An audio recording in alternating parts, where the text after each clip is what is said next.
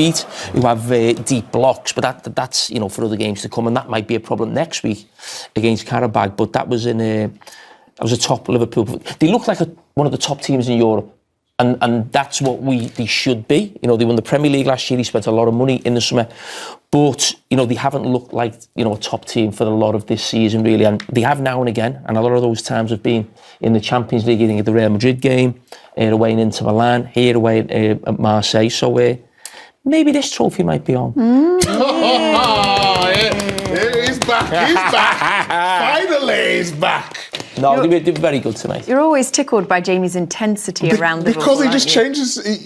His tone goes up by a couple of decibels, if that's the right phrase, and the passion is there. I just wanted to say welcome along to everybody. If you're watching the Golasso show with Nico and Nigel, good to have you with us. Here we are, welcome Kate, Thierry, in. Jamie, and Micah. Yep, that's right, TT. Thanks. I wanted to ask you your thoughts on Marseille because I guess inconsistency is an issue for them.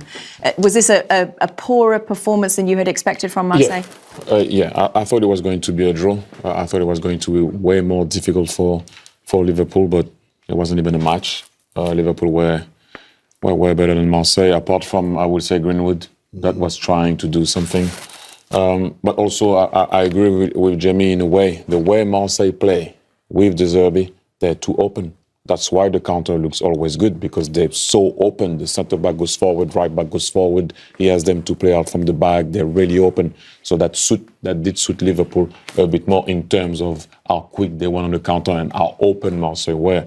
But in terms of how Marseille started the game, when you're in Europe, and we all played, and you go away, and the team plays against you that first half hard, then it becomes difficult for you. But the way they started, they were not at the races, and Liverpool deserved that. It was an easy game, really.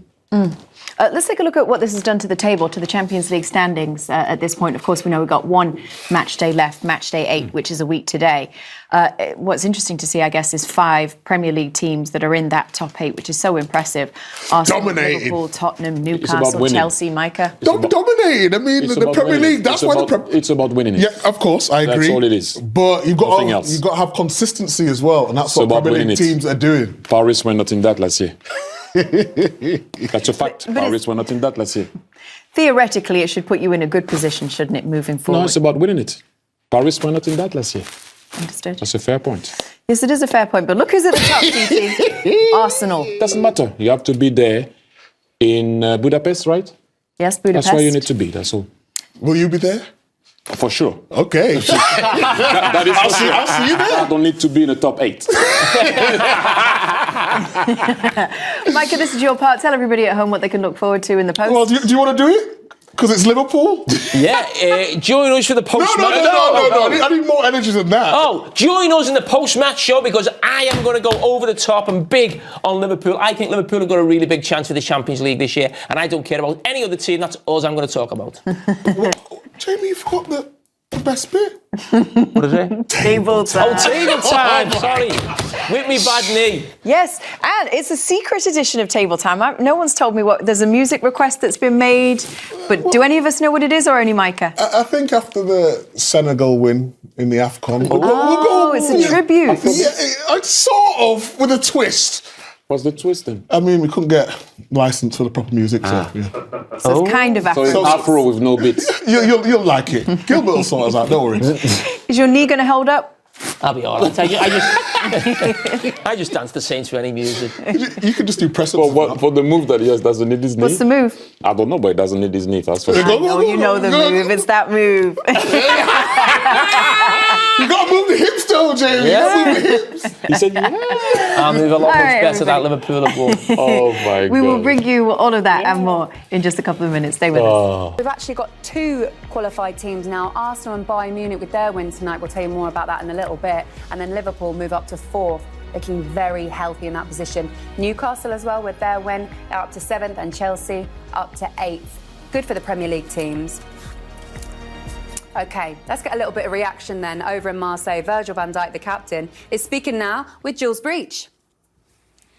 Virgil, an excellent win. Congratulations. You made what looked like it could have been an uncomfortable night very comfortable on the pitch. How was it to play him?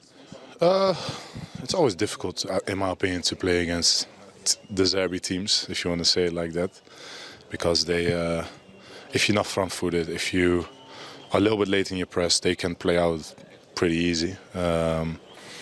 And obviously he persists on, how do you call it, persist probably, I think I don't know if that's a word, but on keep on playing and taking that risk. So obviously if you are winning those balls in between the lines, and there's plenty of space to exploit, and I think we did that pretty well. But overall I think the performance was very good. Something to build on. We will recover and go again. You must be pleased with a clean sheet as well, especially without your usual centre-back partner tonight. Yeah. First and foremost, my thoughts are with him.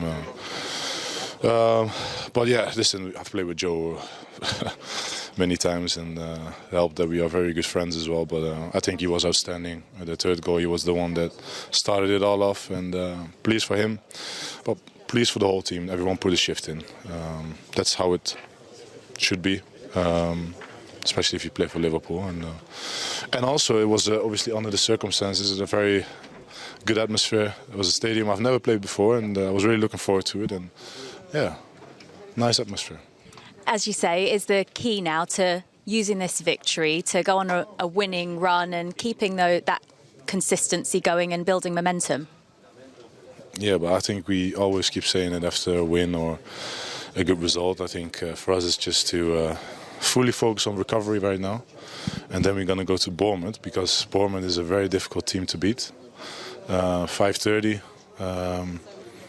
a team that obviously plays very good football in my opinion, with a very good manager, so we have to be more than ready. But from right now it's all focused on recovery, and then we fly back tomorrow, and then we fly already on Friday again to Bournemouth, so on to the next. There were reports that you called a team meeting after the Burnley draw. No, I don't know, the ones that put in the media, I don't know. I think it was obviously asked if there will be a meeting after the last game, and obviously there was gonna be a meeting, but obviously I didn't say there was a meeting by me. So I don't know what this misinformation is coming from, but that's how it sometimes go. We just keep going. I was about to say, it looked like it worked. That's not down to me. Well done tonight. Thank you very much. Nice interview there with Jules Breach, Virgil van Dijk. 350th game for him. Look, games aside, it's an important win. He was saying that everyone put in a shift there. We always talk about momentum, don't we, after wins, especially with Liverpool so far this season. But the most important thing for them at the moment is fourth in the table. Feels very healthy for them. Yeah, big pressure on them tonight. You know, going away to Marseille, I expected more from Marseille. I thought they were bang average from start to finish. I think De Zerbi will be really disappointed in his team, especially the goals they've conceded were really poor, which we'll come to later. But the pressure was on Liverpool to go here and win well. You know, we questioned them at the weekend, not killing teams off. A lot of chances on goal and not being ruthless and relentless. They was tonight, and they defended ever so well. So a lot of positives from a Liverpool point of view. What did you think of it overall, Joe? Yeah, I agree with what Stevie said there. You know, it was a difficult night. They dealt with the atmosphere well. They didn't let it overawe them, and they built into the game. And the big moments they won. You know, there's no getting away. Marseille did have a few chances. They didn't take them. And when Liverpool smelt blood, just for example, the first goal for Szoboszlai to realise that the wall's jumping, that's just intelligent play, and that gets you in front in a tight game. And then once they were in front, it didn't look like it was ever in doubt. Was it Marseille that you were obviously saying you're disappointed in their performance, but was it also important for Liverpool to just go over there, a difficult place to go, and actually prove to themselves and their fans that they can handle these kind of atmospheres and they still have that confidence? Yeah, I don't think we doubt Liverpool in terms of being able to handle an atmosphere. We know they've got experienced players. You know, they've recently won the league, they've won the Champions League, and they've competed for the Champions League over recent times. It's consistency now with Liverpool. Jules touched on it in the interview, and Van Dijk said that he almost said, I'm sick of saying, now we've got to get momentum, and it is about consistency, especially when you're a Liverpool player, and now they've got to reset, they've got to sort of enjoy tonight, and as they say, you always mention recovery after 30, get yourself recovered, get the team in a good place, but it's that mentality. Take the same mentality to Bournemouth and treat Bournemouth like you did tonight, and then you won't have a problem against Bournemouth. It's about resetting the mentality. We spoke earlier on about how important Dominic Szoboszlai is for this Liverpool side. He was the one that broke the deadlock with that free kick. Should we watch it again, Joe?